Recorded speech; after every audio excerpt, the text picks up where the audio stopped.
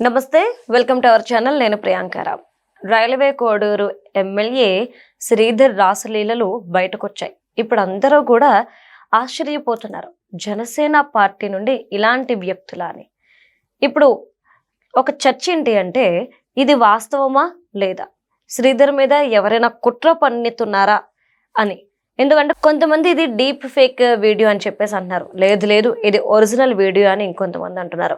ఏదైనప్పటికీ జనసేన పార్టీ ఈ రైల్వే కోడూరు ఎమ్మెల్యేని సస్పెండ్ చేసినప్పటికీ కూడా అసలు ఏం జరుగుతుంది, నిజంగా వైసీపీ వాళ్ళ టార్గెట్ అనేది తెలుసుకుందాం. మనతో మాట్లాడడానికి సీనియర్ జర్నలిస్ట్ సిఎస్ రావు గారు ఉన్నారు, ఆయన అడిగి తెలుసుకుందాం. నమస్కారం సార్.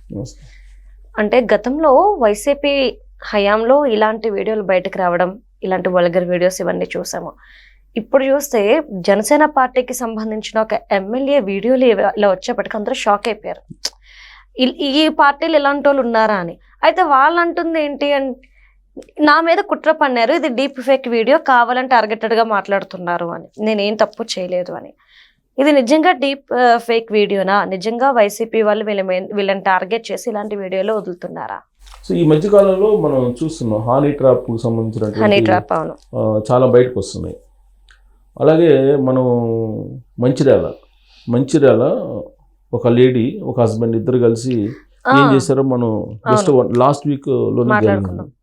వాళ్ళు కరీంనగర్లో ఉండి దాదాపు 1500 మందిని అమ్మాయి ఆవిడ ట్రాప్ చేసి 1500 మందిలో 100 మందితోటి ఈవిడ సెక్స్లో బెడ్ సుఖాన్ని పడక సుఖాన్ని పొంది ఆ టైంలో వాళ్ళ భర్త చేత వీడియోలు తీయించి బ్లాక్మెయిల్ చేసి వాళ్ళు విలాసవంతమైన జీవితంలో ఒక విల్లా కొనుక్కున్నారు, ఫండేషన్ కొనుక్కున్నారు అని చెప్పి న్యూస్ వచ్చింది.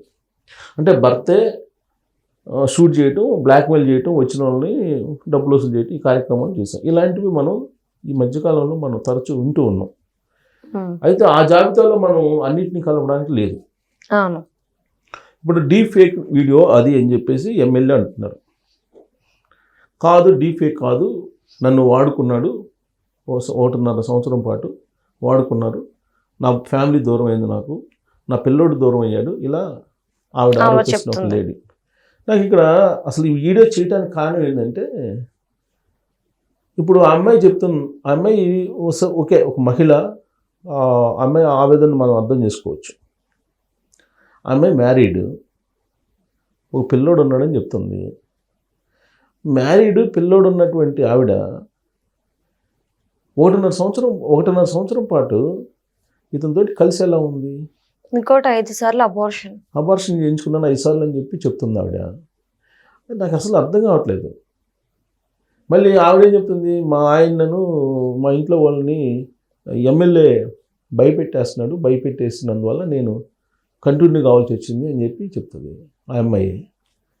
ప్లస్ మ్యారేజ్ చేసుకుంటానన్నాడు, మ్యారేజ్ చేసుకోకుండా నన్ను మ్యారేజ్ చేసుకుని అన్నాడు, అందుకే నేను ఈ వీడియోలు బయట పెట్టాల్సి వచ్చింది అని చెప్పి ఆ అమ్మాయి చెప్తుంది. పైగా మా హస్బెండ్కి డివోర్స్ ఇవ్వడానికి కూడా రీజన్ ఈయన ఇచ్చి అందరికి తినేసాడు, చంపేస్తానని. డైవర్స్ తీసుకోవాలి అమ్మాయి. ఇంకా మరి అట్లా ఎందుకు డైవర్స్ తీసుకోవాలి? డైవర్స్ తీసుకో మీ హస్బెండ్ దగ్గర అని చెప్పి చెప్తున్నాడు అని అంటది అమ్మాయి.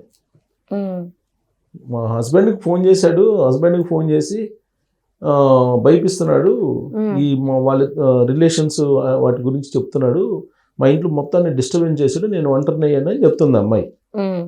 విచిత్రంగా ఉంది అది అమ్మాయి చెప్పేటువంటి వాదనలో. ఓకే, ఆ అమ్మాయి మోసపోయింది, అంతవరకు ఆ అమ్మాయి చెప్పిన దాన్ని పరిగణలోకి తీసుకుంటే, ఒకవేళ ఆ పరిగణలోకి తీసుకుని అది డీప్ ఫేక్ వీడియో కాకపోతే, అది ఒరిజినల్ అయితే మాత్రం ఆ అమ్మాయికి అన్యాయం జరిగింది అనేది మనం ప్రాథమికంగా మనం భావించవచ్చు.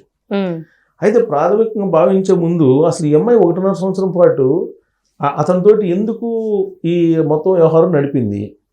అవును కదా, 5 సార్లు అబార్షన్ అయిందని చెప్తున్నారు. 5 సార్లు అబార్షన్ అయితే ఎక్కడ, ఏ హాస్పిటల్లో చేశారు? ఆ డాక్టరు ఉంటారు కదా, డాక్టర్లు వాళ్ళు ఇప్పుడు పోగానే అబార్షన్లు ఎవరికి పడితే వాళ్ళకి చేయరు, సంతకం కంపల్సరీ. హస్బెండ్ ఇప్పుడు మ్యారేజ్ చేసుకున్నటువంటి కంపల్సరీ సంతకం పెట్టుకుంటారు, మరి పెట్టుకోవాలి కదా. అదేం పెట్టుకోకుండా 5 అబార్షన్ చేసిన ముందు ఆ డాక్టర్ని నిలదీస్తారు. ఇప్పుడు ఒకవేళ నిజమైతే ఓకే. ఇక్కడ పాయింట్స్ నాకు అసలు 1.5 సంవత్సరం పాటు కలిసి ఉన్నటువంటి వాళ్ళు ఇప్పుడు పెళ్లి చేసుకోలేదు, పెళ్లి చేసుకుంటారు అన్నాడు. అసలు ఆల్రెడీ పెళ్ళి అయిపోయిన అమ్మాయిని మళ్ళీ పెళ్లి చేసుకోవడం ఏంటి అంటే డైవర్స్ తీసుకుందా హస్బెండ్కి అంటే తీసుకోలేదు. ఆ అమ్మాయి చెప్పే మాటల్లో వాళ్ళ హస్బెండ్కి ఫోన్ చేసి బెదిరిస్తున్నాడని చెప్తుంది కదా.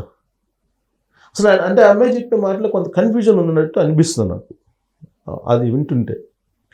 సరే ఎప్పుడైతే ఆ అమ్మాయి ఈ వీడియోలు తీసుకొచ్చి బయట పెట్టిందో వెంటనే రోజా గారు వచ్చారు, విడుదల రజనీ గారు వచ్చారు, తర్వాత వైఎస్ఆర్ కాంగ్రెస్ పార్టీకి సంబంధించినటువంటి ఒక దాదాపు 7-8 మంది బయటకు వచ్చారు, మహిళా నాయకురాళ్ళు.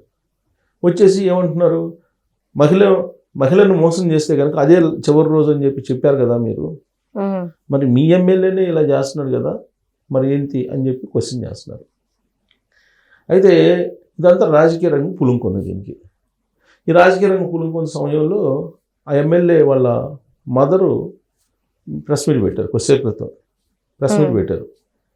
ప్రెస్ మీట్ పెట్టి ఈ ఎమ్మెల్యే ఇంటికి వచ్చి ఎలా వాళ్ళని ఇబ్బంది పెట్టింది అనేది చెప్తుంది. బ్లాక్మెయిల్ చేసింది ఆ అమ్మాయి మమ్మల్ని, మా ఇంట్లో వాళ్ళందరినీ బ్లాక్మెయిల్ చేసిందని చెప్పి అతని మదరు చెప్తుంది. దానికి సంబంధించిన వీడియో కూడా రిలీజ్ చేస్తారు. అతనికి సంబంధించిన వీడియో కూడా రిలీజ్ చేస్తుంది. ఇప్పుడు అతను ఎమ్మెల్యే ఏమంటాడు, అది డీప్ ఫేక్ వీడియో, అది ఒరిజినల్ కాదు అని అంటాడు. ఒరిజినల్ వీడియో కాదు, డీప్ ఫేక్ వీడియో, కావాలంటే మీరు చెక్ చేసుకోండి అని అతను అంటాడు. అసలు వాళ్ళ మదర్ వచ్చారు. వాళ్ళ మదర్ మా అబ్బాయి అలాంటి వాడు కాదు, మా అబ్బాయి అలాంటి అలవాట్లు ఉండేవాడు కాదు, చిన్నప్పటి నుంచి కష్టపడి వచ్చాడు, ఇవాళ ఎమ్మెల్యే కాగానే కొంతమంది కుట్రబడి అతన్ని అబాస్పాలు చేయడానికి ప్రయత్నం చేస్తున్నారు తప్పితే మా అబ్బాయి అలాంటి వాడు కాదు అని చెప్తున్నారు. సరే వాళ్ళ మదర్ చెప్పింది కాబట్టి మనం నమ్ముదామని అంటే నమ్మడానికి కూడా లేదు. ఏ మదర్కైనా వాళ్ళ పిల్లల మీద మమకారం ఉంటుంది. ఒకవేళ జరిగినా కానీ జరగనట్టు చెప్తుంది అనుకుందాం. అసలు ఆ వీడియో డీప్ ఫేకా లేదా ఒరిజినల్ అనేది తేల్చాలి కదా పోలీసులు. ఇప్పుడు ఫస్ట్ అసలు కేసు పెట్టింది ఎవరు? అమ్మాయి కాదు, అమ్మాయి కన్నా ముందు మేము పెట్టాం కేసు అని చెప్తుంది వాళ్ళ మదరు. వాళ్ళ మదర్ ఏం చెప్తుంది, ఆ అమ్మాయి వల్ల మేము మానసికంగా హింసకు గురవుతున్నాము, మమ్మల్ని ఆ అమ్మాయి నుంచి రక్షించండి అని చెప్పి ఆల్రెడీ మేము కేసులు పెట్టాము, పోలీసుల దగ్గర కంప్లైంట్స్ ఉన్నాయి, మేము కేసులు పెట్టాము. ఆ అమ్మాయి కంటే ముందు, ఆ అమ్మాయి పెట్టింది అప్పుడు మొన్నే కదా. ఓకే, అంటే వీళ్ళు కేసు పెట్టడం వల్ల ఈవిడ ఇలాంటి వీడియోలు తీసి రిలీజ్ చేసింది అని వీళ్ళు అంటున్నారు. ఇప్పుడు ఆల్రెడీ మేము కేసు పెట్టామని వాళ్ళ మదర్ చెప్తున్నారు, ఎవరు ఎమ్మెల్యే మదరు. తర్వాత ఎమ్మెల్యేకి సంబంధించిన అనుచరులు బయటకు వచ్చారు, అసలు ఏం జరిగింది వీళ్ళిద్దరి మధ్య అనేది వాళ్ళు చెప్తున్నారు. ఈ అమ్మాయి బ్లాక్మెయిల్ చేస్తుంది, ఇంతకుముందు వేరే వాళ్ళని కూడా చేసిందని చెప్పి చెబుతున్నారు. పోనీ వాళ్ళు చెప్పింది నమ్ముదామంటే వాళ్ళు చెప్పింది కూడా నమ్మడానికి లేదు, ఎందుకంటే వాళ్ళ నాయకుడిని కాపాడుకోవడానికి చెప్పొచ్చు. ఇప్పుడు జనరల్గా ఏంటంటే లేడీస్ మీద ఫస్ట్ లేడీస్ ఇలాంటి ఇష్యూస్ వచ్చినప్పుడు లేడీస్ ఏం చెప్తే అది జనరల్గా సమాజం యాక్సెప్ట్ చేస్తుంది, ఆ తర్వాత ఏం చేస్తారు, అటాక్ చేయడానికి ఆ అమ్మాయికి పర్టికులర్గా ఆ అమ్మాయికి ఈ అమ్మాయి కాబట్టి ఎవరైనా నేను చెప్పేది ఇష్యూ వచ్చినప్పుడు ఆ అమ్మాయి నాతోటే కాదు అనేక మందితో సంబంధాలు కలిగి ఉన్నారని చెప్పి ఒక బురద జల్లేస్తారు. ఇది కామన్గా జరిగేది అంతే. ఇప్పుడు కూడా ఈ ఎపిసోడ్లో కూడా అదే జరుగుతుంది. ఇప్పుడు ఆ అమ్మాయి ఇతనితోటే కాదు అనేక మందితో సంబంధాలు ఉన్నాయని చెప్పి ఎమ్మెల్యే అనుచరుడు ఎవరో వచ్చి ప్రెస్ మీట్ పెట్టాడు, వాళ్ళ మదర్ని పక్కన కూర్చోబెట్టుకొని. వాళ్ళ మదర్ ఏమో ఆల్రెడీ ఈ అమ్మాయి మమ్మల్ని హింస పెడుతుంటే అరెస్ట్ చేస్తుంటే మేము ఆల్రెడీ కేసులు పెట్టాము, అర్ధరాత్రి అపరాత్రి లేకుండా మా ఇంటికి వచ్చి తలుపు తట్టింది అని చెప్పి ఆవిడ మేము ఆల్రెడీ పోలీస్ కేసు పెట్టామని ఆవిడ చెప్పి. సో ఈ దీంట్లో మనం ఎమ్మెల్యేది నమ్మాలా ఆయమ్మది నమ్మాలా అనేది అర్థం కాని సిచ్యువేషన్కి వచ్చేసింది ఇప్పుడు. ఇది కాస్త కూటమి versus YSR Congress party issue లాగా వచ్చేసింది. అంటే ఇప్పుడు ఇలాంటి ఇష్యూస్ని పొలిటికలైజ్ చేసి, ఇప్పుడు గతంలో మన కందుకూరులో ఒకటి ఇష్యూ జరిగింది, దానికి కులం రంగు భూమి పులివేరు, కులం రంగు భూమి పులివేరు గందరగోళం చేశారు. ఇప్పుడు ఈ ఇష్యూలో కూడా సార్ వాళ్ళిద్దరి మధ్య అసలు సంబంధం ఏంటి? ఇప్పుడు వాళ్ళు ఆ అమ్మాయి చెప్తుంది ఏంటి, ఇతను ఎమ్మెల్యే గెలవగానే నేను విషెస్ పెట్టాను, ఫేస్బుక్లో విషెస్ పెట్టాను, ఆ విషెస్ చూసిన తర్వాత నన్ను కాంటాక్ట్ అయ్యాడు, అప్పటి నుంచి మేము టచ్లో ఉన్నామని చెప్తుంది ఈ అమ్మాయి చెప్పడం. కానీ అతను ఎమ్మెల్యే వేరే విధంగా చెప్తున్నాడు, కావాలని బదనాం చేయడానికి ఇది వైఎస్ఆర్ కాంగ్రెస్ పార్టీ వాళ్ళే కుట్రమని ఆ అమ్మాయి చర్చ చేపిస్తున్నారు, అందుకే సాక్షి మీడియా దీన్ని హైలైట్ చేస్తుందని చెప్పి వాళ్ళు చెబుతున్నారు. ఎవరు? జనసేన పార్టీ.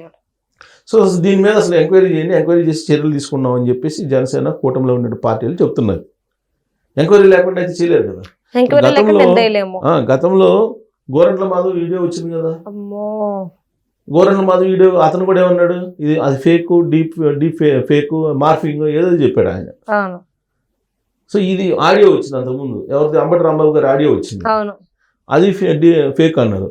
అలాగే ఉత్తరాంధ్రకు సంబంధించిన ఒక ఎమ్మెల్యేది కూడా ఆడియో వచ్చింది, అవును గంట అరగంట ఆ వీడియోలు వచ్చినాయి, సంజన ఈ వీడియోలు వచ్చినాయి కదా.